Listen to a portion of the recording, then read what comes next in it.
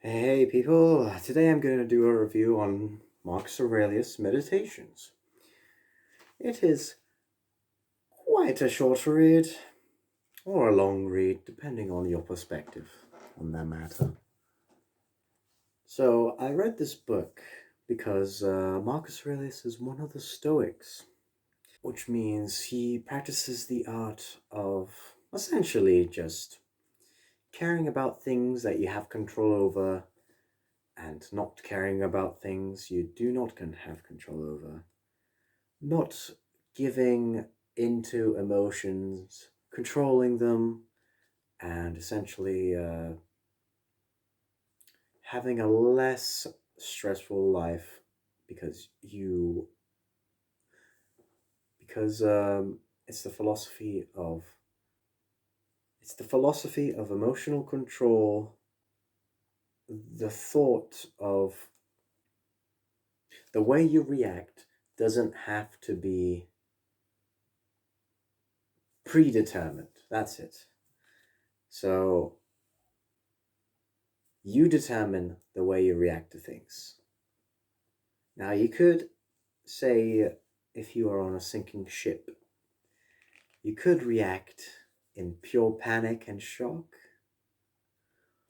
or you could have thought this through 1,000 times, journaled about it, thought about it some more, tried to make peace with death, and have some emotional clarity whilst everyone around you is panicking, screaming, shouting, losing their minds.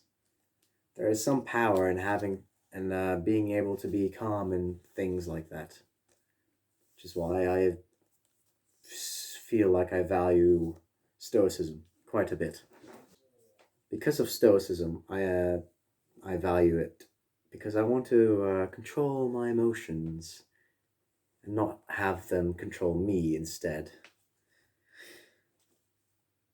This book is a collection of over 12 journals that he wrote into existence, and you can really peer into his mind, what he was thinking from day to day, what he tried to make peace with, certain things, fixations.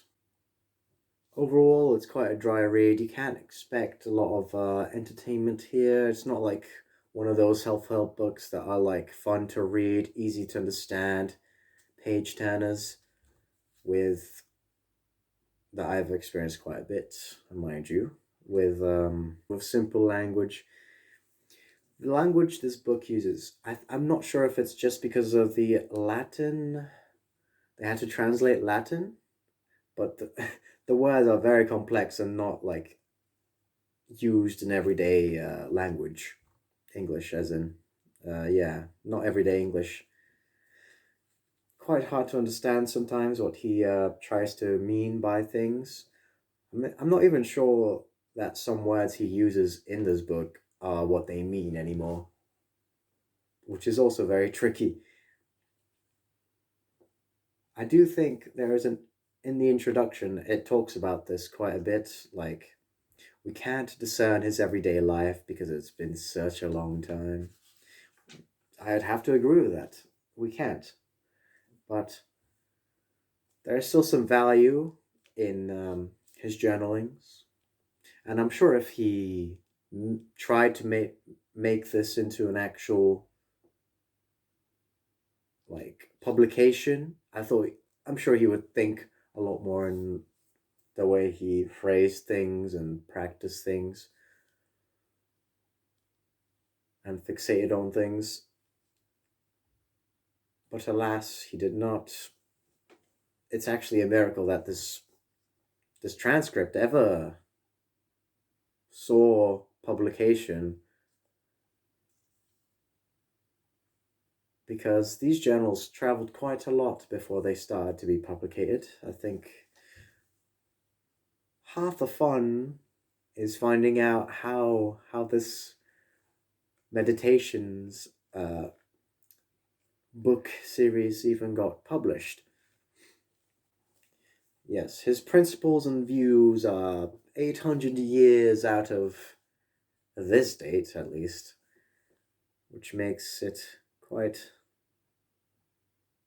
interesting how some things can still get through to us, even through this passage of time. It is hard to relate what he means sometimes, but you would expect that, I guess. It's hard to say I grasped the lessons, even if there were any. I'm sure the lessons were really for himself, as if because of the fact that it was a private collection, private journals. He did not mean to publish them. This was published after his death. I think it was quite a far away date. Somehow these texts didn't get destroyed.